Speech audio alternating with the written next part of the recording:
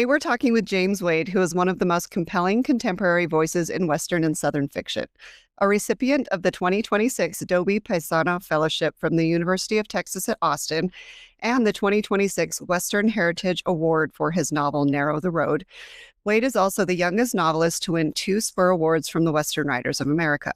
His debut, All Things Left Wild, was named one of the most influential Westerns of the 21st century by True West magazine, while his Southern Gothic mystery, Beasts of the Earth, was recognized as a best book of 2022 by multiple publications. His story, The Harvest, is featured in the anthology Rough Country, edited by Revis Wortham and published by Roan and Weatherford Publishing Associates. Welcome to West of the Page, James. Hey, thank you all so much for having me, man. This is a treat. I'm glad to be able to talk with you all this evening. We're excited to have you. Absolutely. And we want you to tell us a little bit about The Harvest. Yeah, right on, man. Revis came to me, I don't know, a year or so ago, I guess, and said, hey, we're putting together this anthology. We'd love for you to be a part of it. Do you have anything? And I had not written short fiction in probably like 8 years or something. I'm a full-time novelist, and so I've been focusing on that lane, and I told him yes, just because it's hard to tell Revis no, and he's a good pal of mine, and I wanted to be involved. He told me some of the names that were, going to be in this anthology. It got me real fired up. Lansdale, who grew up like 20 minutes from me in East Texas, and Craig Johnson, and just, all these wonderful writers. And I said, well, yeah, I want to be a part of it, but I don't know if I remember how to write a short story. And so I sat down over the summer and had a lot of false starts. A lot of like, oh, this will be a good story. They never really panned out. And so when I finally landed on the characters in The Harvest, they felt true to me.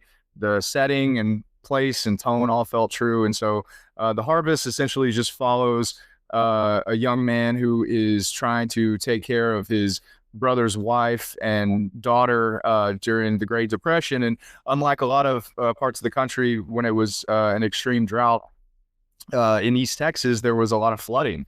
And so his house is threatened to be overrun by a river that spilled over its bank, and they don't have a lot of money. And his father-in-law is quite in his ear about everything. And so he and his buddy decide that they're going to work with the local doctor, essentially to not necessarily grave rob, but like take fresh bodies to the local doctor so that he can do these, run these tests on them that the patients wouldn't have let him run while they were alive. The doctor is seen as kind of a little bit of an outcast, right? He's got these progressive notions about medicine and healing that weren't very popular back then.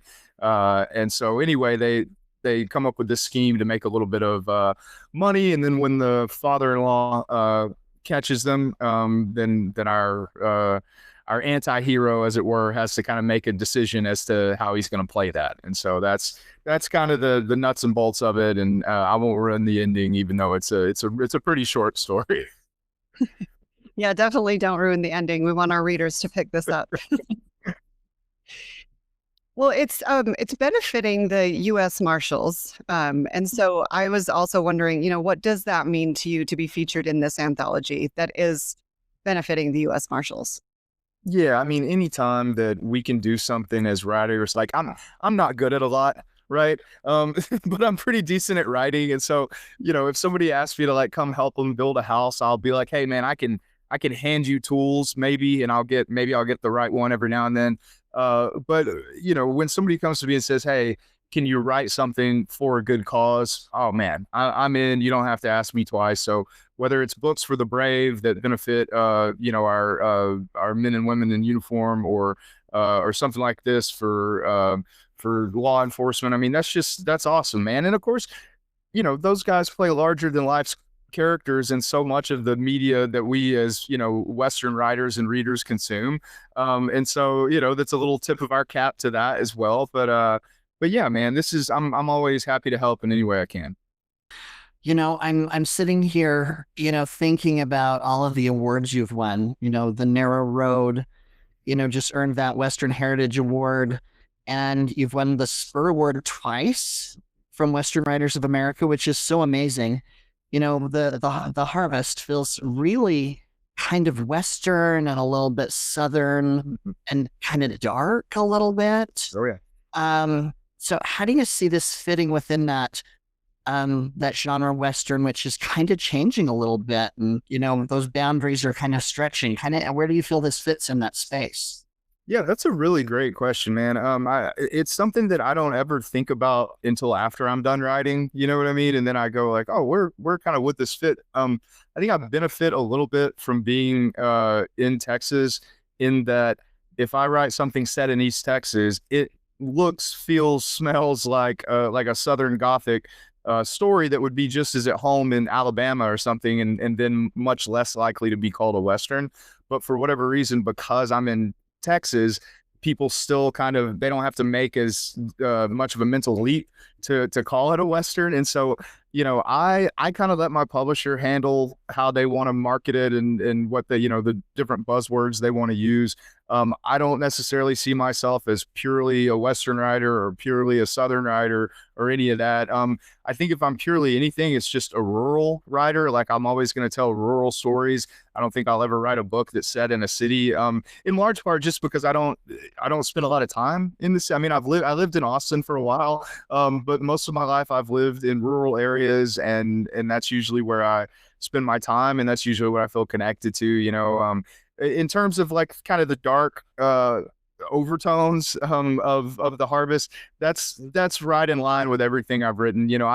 I always crack people up because I'll go to these conferences or I'll do events or whatever, and I am for the most part kind of like an excited Labrador type human, man. I'm bubbly and I'm fired up, and I love talking about books, and I love talking about literature and craft.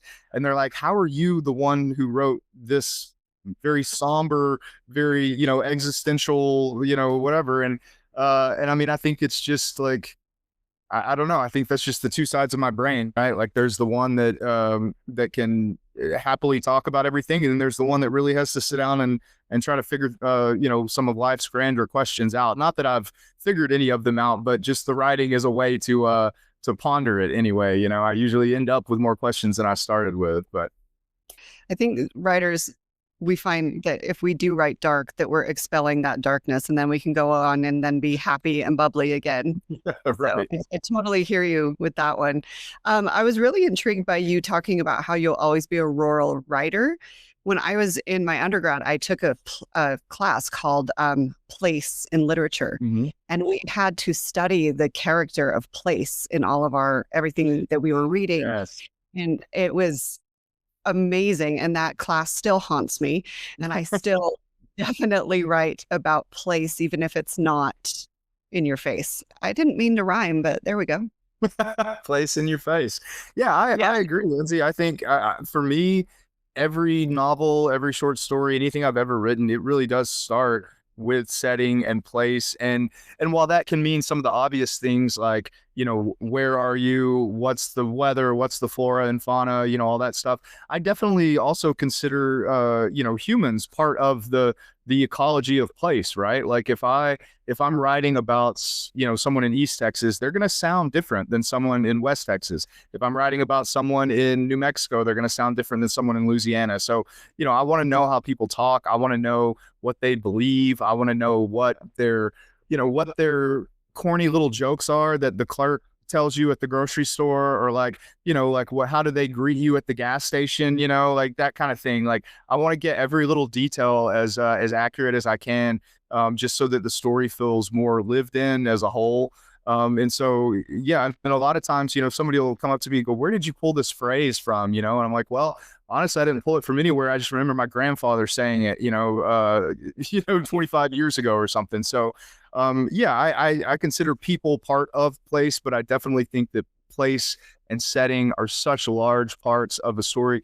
I consider them characters in themselves. I consider them plot devices. I mean, whether it's man versus nature or man versus man trying to manipulate nature or anything else, there's always an undercurrent of environmentalism in the things that I write, just because I have such reverence for the natural world, both its beauty and its danger. And so, yeah, I get really fired up when those are the classes, place and setting and, and all those things, because I just think it's what really sparks my imagination as a writer. You were inducted into the Texas Institute of Letters this year in 2026, right? Yeah, it's crazy, man. I like, not to sound overly humble or anything, but I expected that if I were to ever get into the Texas Institute of Letters, I would be, it would be more of a lifetime. Like I'd be 70 years old, and they would, say, "Oh, okay," and now we're gonna let James in because he's written for a long time. I just so much is happening at such a, even though I don't feel that young anymore, at what most people consider a pretty young age for a novelist. And it really is, I've had to really come face to face with like kind of the weird embarrassment of kind of having these just these great honors. And the reason I think they're great honors is because all of my heroes have done these things, right? And so like I don't yet feel anywhere close to the names that are in the Texas Institute of Letters, the names that have won multiple Spur Awards or Western Heritage Awards. And so, yeah, to get to be in that company is, I'm so grateful, and I am proud and all of those things, but I'm also like, there's a little imposter syndrome there, which I think is normal for authors, right? Like, aren't we, I mean, I don't know. Have you guys ever written anything that you've really like thought was great? I don't know. I usually talk myself out of it pretty quickly. I think you're right. I think we all live in that space in our heads very often. Um, and I think that informs how we do a lot of writing. A lot of your writing, as I'm thinking about it, has a lot of Texas history and Texas landscapes and all of those things. Like the floods and the orchards and the small towns. I mean, there's just so much there that's really vivid. How does all of that knowledge and being in that space kind of inform the atmosphere of this story that you did for the anthology? Yeah, I wanted to do something that, because of the nature of the plot of The Harvest, I wanted the setting to be something a little eerie in its own right. So like, even if we were writing, a completely different story, if you still had kind of this rising river, to me creates a sense of tension in itself, a sense of anxiety. So even though, the plot doesn't really revolve around the rising river, we do feel that kind of almost claustrophobia, and the sense of a ticking clock, that the characters feel. And just something about the mud, about the kind of mutant fish that might be in this sloppy overspill little pool, and all of these things, to where, again, like, even if we weren't talking about grave robbing or whatever, there would still be this kind of ominous tone to it. And for me, I think, not that you can't have an incredibly ominous tone in any setting, but to me, East Texas is just such a perfect place. You've got the pine trees that block out the sun. You've got this very shrouded element to everything, as if there were secrets everywhere and we can't see them, we can't uncover them. Whereas once you start moving west in Texas and get out past the hill country and into, kind of the panhandle and into West Texas, everything is more laid bare. And to me, that's a much more like truthful setting. Everything is wide open, everything is spare and minimum and bare bones. Whereas there's something about the lush Gothic feel of East Texas that I thought would be more appropriate for this story than somewhere in a different part of Texas. I'm sitting here thinking, this story and this anthology is to benefit the U.S. Marshals. And it's talking about something that's very much on the other side of what they would like. Right. I think that's just kind of funny that, something, outside of that would benefit the U.S. Marshals, and, and kind of the hardship that it was driven by. And I think that, hardship and those things really kind of changes our view in life and how we react and how we do things. So how did kind of honoring that legacy of the Marshals and being on the opposite side, how did that kind of affect your building of this story? Yeah, I always think that, I mean, without folks like U.S. Marshals or Texas Rangers or anybody that's willing to essentially put their life on the line in service of the law, right? Without those tenements, you're not gonna get any of the opposite, right? Like without that yin and yang situation. And so like for my novel Hollow Out the Dark, I basically explored both a Texas Ranger and a bootlegger, and like their situations, their circumstances, how they really weren't that different, right? They just kind of had different backgrounds and thus went into different lines of work, but they had a lot of similar moral codes and a lot of similar unease about the things that they were doing. And so so for this, I could easily see the main character who, doesn't relish the fact that he, has to commit these crimes in order to provide for his family. I could easily see him, having an honest conversation with a U.S. Marshal and saying, which he may by the end of the story, and saying, look, this is why I did it. It's not that I wanted to, right? Like I feel like there are very few criminals in the world, and certainly, in these desperate times, like the 1930s, very few criminals that do it because they think it's fun, do it because, because it's what they want to be doing. A lot of my work and a lot of my research, has to do with people and circumstances, right?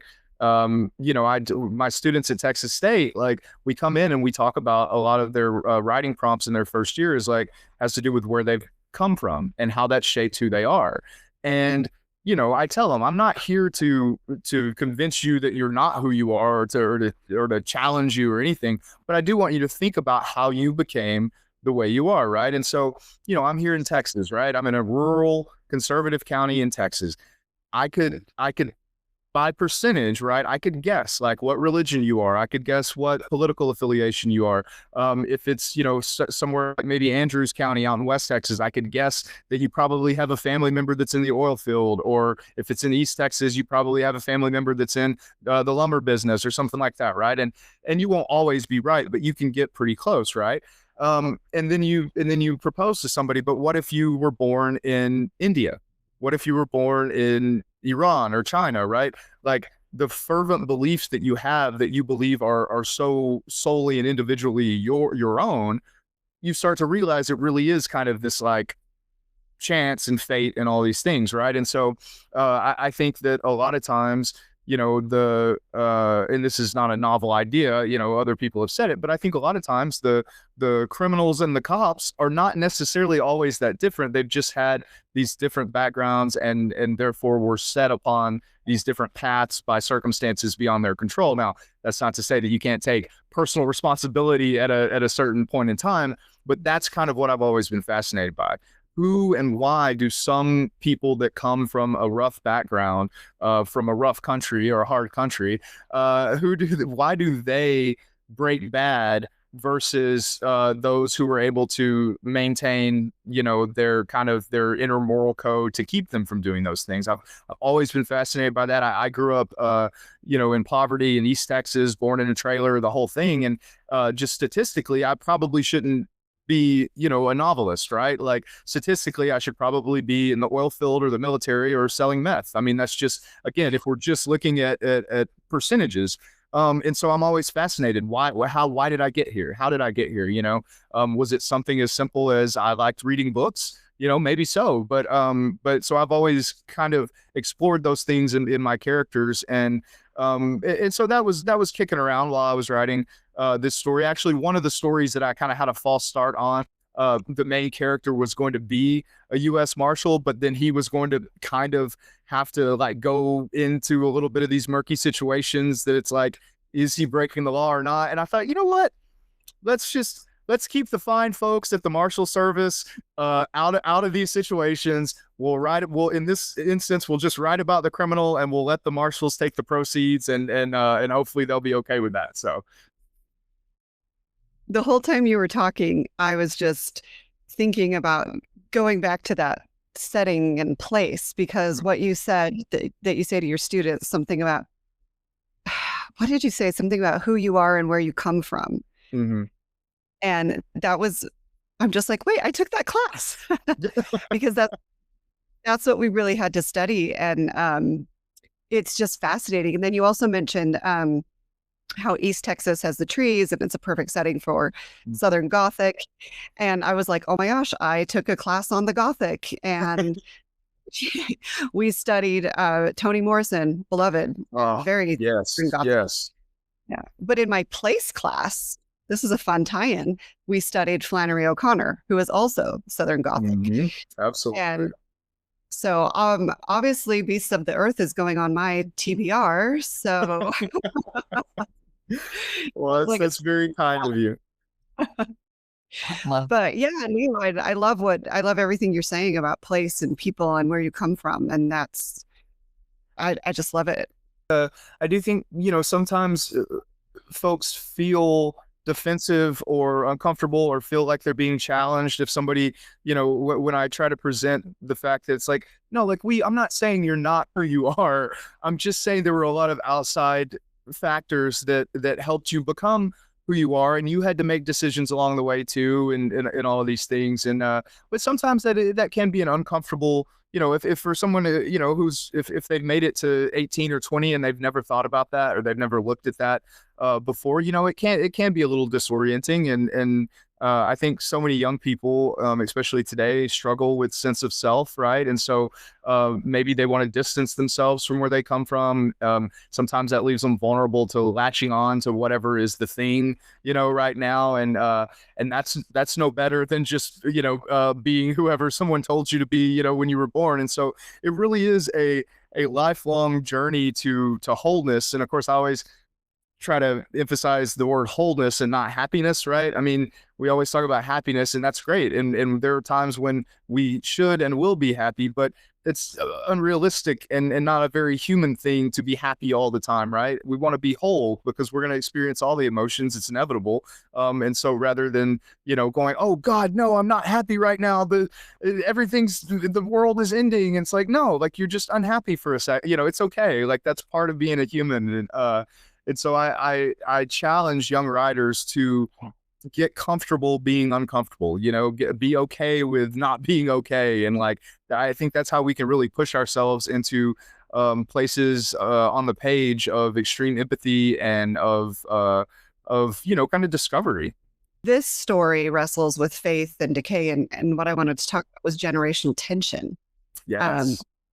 and I very much believe that generational tension is connected to place and our attachment to where our family owned the land or grew up on the land. So I just wanted to ask you a little bit about that and how did that help shape the emotional core of the harvest? Yes, that's a great question. That's a wonderful noticing of that kind of subplot. And of course, like, to your point, I want to make sure that folks understand. Not everyone from this neighborhood or that neighborhood is a certain religion or political belief, but just if you're making an educated guess, right, you're going to be probably right more than 50% of the time. But to your point, in this story, there is generational tension, and it very much comes from generational expectation, familial expectation. So our main character, which it's alluded to, and it becomes kind of obvious without being plainly stated that he is the younger brother of his wife's. Well, he's the younger brother of the man who was originally married to his wife. But his older brother committed suicide. Again, as Alan mentioned, this is a dark story. And so this young man stepped in, as would often happen, in those times, and married the wife and took over the raising of the daughter, and also the kind of the caregiving of the father-in-law. And the father-in-law has this image in his head. Again, as we often do when someone dies young or dies tragically, we kind of saint them in our heads. And so in this old man's head, his original son-in-law was just the best thing that's ever happened. And who knows if that was true or not, right? Probably not. But he consistently takes it out on the new son-in-law and compares him to his brother over and over and over. And even uses that to get him to, to manipulate his decisions a little bit, even when the new son-in-law doesn't necessarily want to do something that the old man wants to do. And that's in part kind of why they are where they are. And the main character definitely feels like, hey, this old man has, he's abused me. He's led me down the wrong path. Like, we're here because of him. We're also here because of my older brother, who he seems to think was this great guy, but oh my gosh, did he forget? Like, he's the one that left us in this situation. And so we find this story with him at kind of a breaking point to begin with. That first conversation they have on the porch hints at that tension that you're talking about, Lindsay.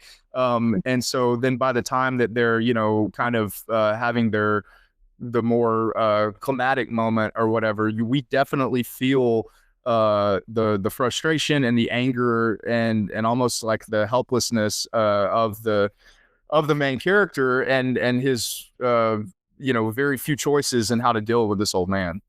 This is a fun fact for you, James. Alan and I both live in Utah. So guess what? Guess what we get? Guess what people guess we are? Yeah, right. Oh, right. Yeah. Obviously Samoan, right? No, Exactly. I'm kidding. Yeah, no, that's a really good point, right? If someone tells you that they're from Utah or that they went to, BYU or whatever, it's like, you're going to be, oh, okay, well, then they're obviously Mormon and, all that stuff. Yeah. Again, it's certainly not like foolproof science or anything like that, but it is something that, a lot of college students are kind of, interested by and probably haven't thought of before, right? That like, oh, I did grow up around a lot of people that were just like me and had very similar beliefs and all this stuff. I literally had an 18-year-old freshman college student one year who did not know the word agnostic. Like, he didn't know, like, someone in class said that they were agnostic, and this young man he'd never heard of it. He didn't know what it meant. He didn't know, anything about it. And then I thought about it. I was like, well, maybe why would he, right? I mean, this was some years back. It was before like everyone was terminally online and everything was just flying in front of our face all the time. So, but yeah, I mean, I definitely think that that exposing, that's what I love about the college classroom, right? Is it exposes students to people they've never seen before from different walks of life and gets them to think a little bit about where they come from in a different light. Much like stories. Exactly like stories, right? Yeah. So speaking of stories, I'm going to turn the page a little bit here. Well done. I love the idea of you reading growing up, because you mentioned that and that you love to read. So tell us a couple of your favorite titles growing up, or things that brought you into this space of really loving reading and maybe even the writing. What directed you to that? Yeah, I mean, Roxaboxen. I don't know if you guys are familiar. If you're not, run out, pick up a copy today for your kids or grandkids or nephews or nieces. So Roxaboxen is a children's book about a group of kids. I want to say in the Arizona desert. They lived in this very small town, and across from their little neighborhood was a just kind of like an outcrop of old stones and broken desert glass and yucca plants and stuff.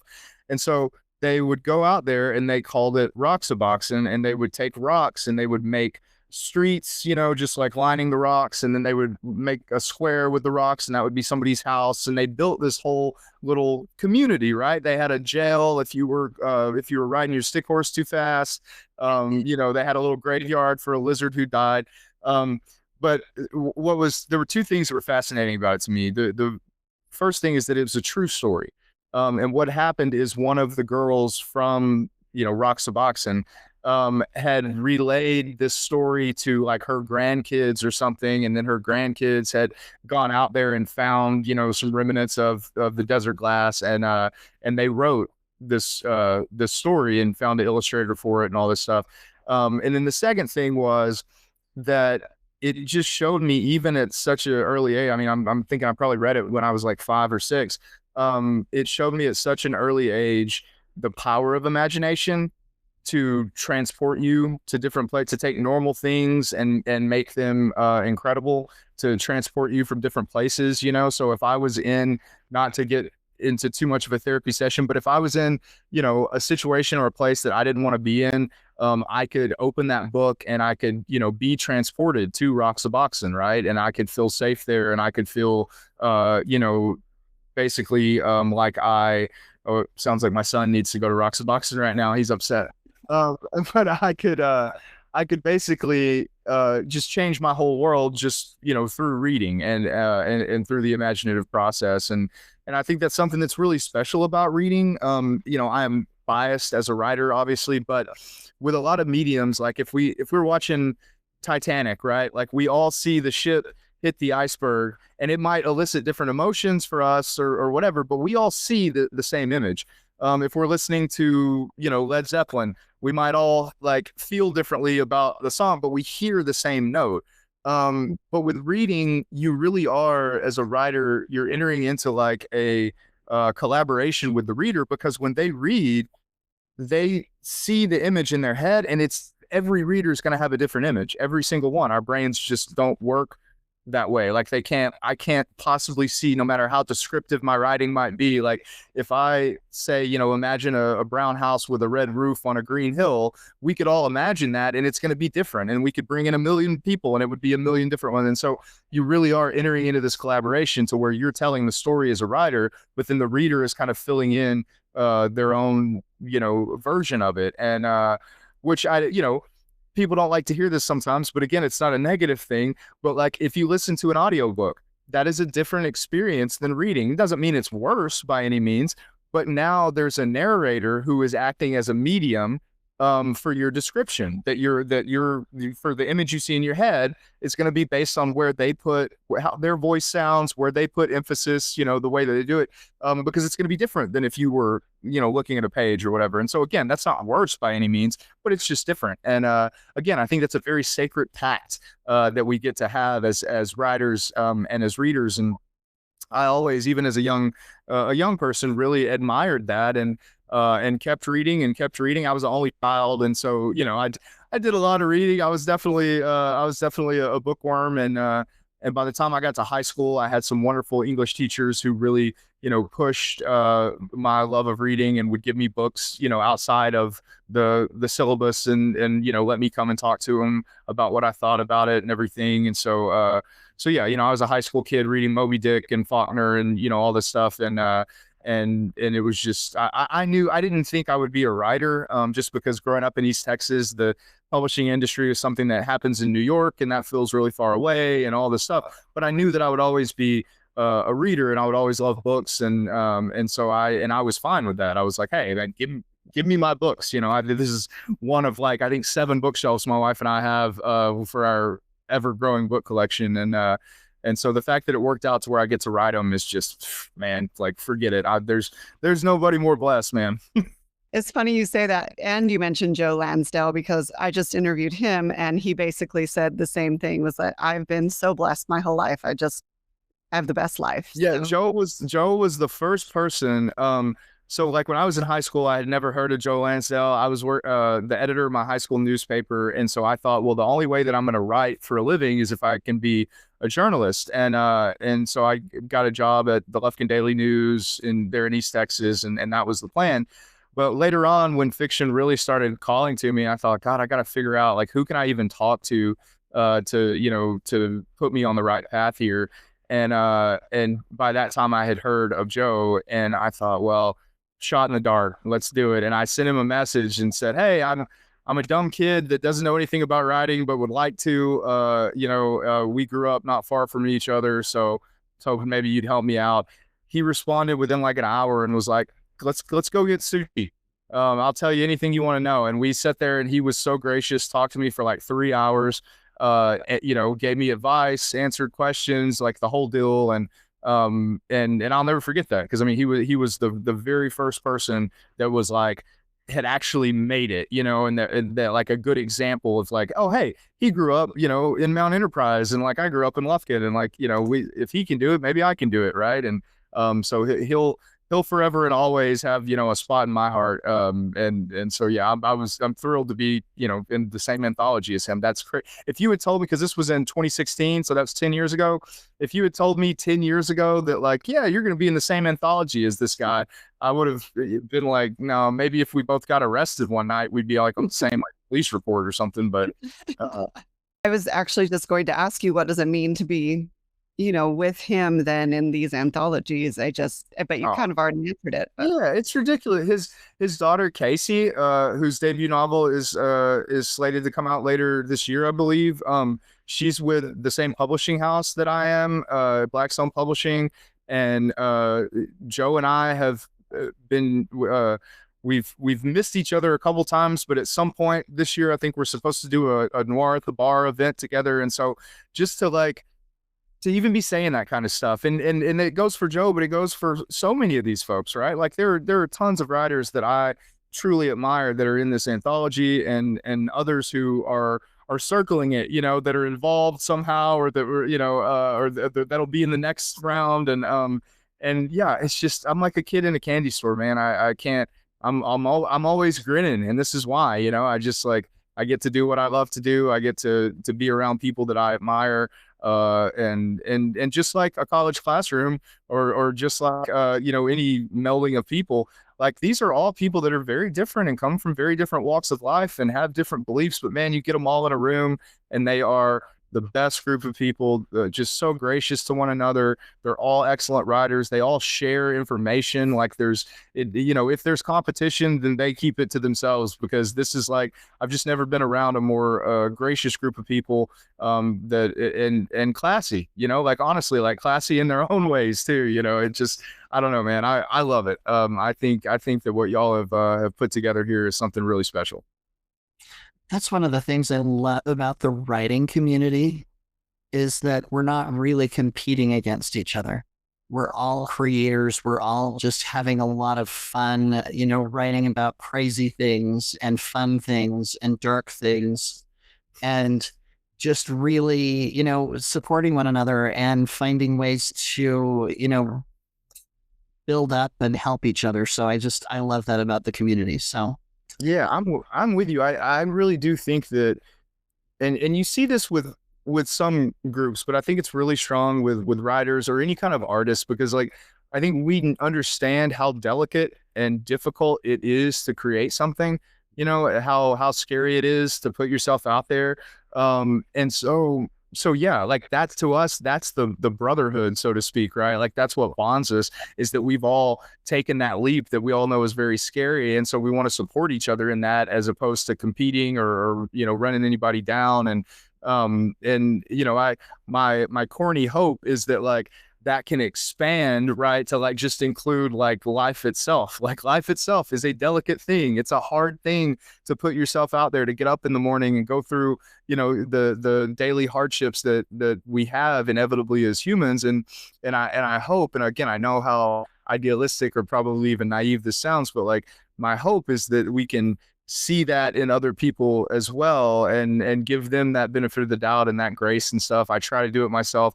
I fail every day, but I keep trying, I keep trying to get it right. But writers do it really, really well. I think we could take a really good lesson from them. That's one of the things I love about this story, is that it, kind of shows us the humanness of people. And I think that's what you're talking about, is seeing the human, and seeing how we all have foibles and we all have these things that we're all just working towards. Yeah, absolutely. Absolutely. I mean, nowadays with social media and everything else, we see people's highlight reels, you know what I mean? We go and like, maybe you go and you see somebody in concert, or an athlete or whatever, and they perform and they're wonderful, and you think, oh my goodness, but we really don't know the human side of any of these people. And so a lot of times when that human side does come through, and a lot of times it comes through in a negative way, we just disown it, right? Like, oh, okay, well, this person isn't a good person, therefore we can't support them anymore. When in a lot of cases, it's like, no, this is when they need support, more than ever. And I just, yeah, I don't know. I struggle with it, because I have my own moral code and my own sense of morality, and I want the world to be a certain way. But at the same time, like, you know, you have to understand that we're evolution, it does not happen in a vacuum, right? It doesn't happen overnight. Like, you know, some people are struggling, and we go back to the different, coming from different circumstances and trying to show empathy and grace. And I don't know, man, it's tough. You know, it really is tough. And I think, like what Lindsay said, sometimes when I sit down to write, it really is a purging of, like, I need to get this darkness onto the paper, or else it's going to be inside of me, you know. And then once it's gone, maybe I can reflect on it and talk about it a little bit. I've had the privilege to work with Tim O'Brien, who's, you know, one of our greatest living American authors, author of The Things They Carried. And you know, he talks about, you know, he wrote The Things They Carried, I think it was 15, 16 years after his experience in Vietnam, because he had to take that time to reflect on everything and really make sense of it. If he had written it, you know, like right then, it would have been a completely different experience on the page. And so yeah, I don't know. I think that, again, we're lucky as writers because we get self-therapy in a way, right? Like we just get to go to the page and like really kind of sit with some of our deepest and most critical fears, desires, but also hopes and dreams too. You know, I don't think you can have one without the other. And so I'm constantly letting those things battle on the page, and that creates a tension that a lot of times the reader can feel, you know. And so that's a lot of times what makes the novel, you know, succeed. And then one last question I'd love to ask you. Sure. If you couldn't write in the genre where you are, which genre would you like to write? Oh goodness, Alan, that's I don't know.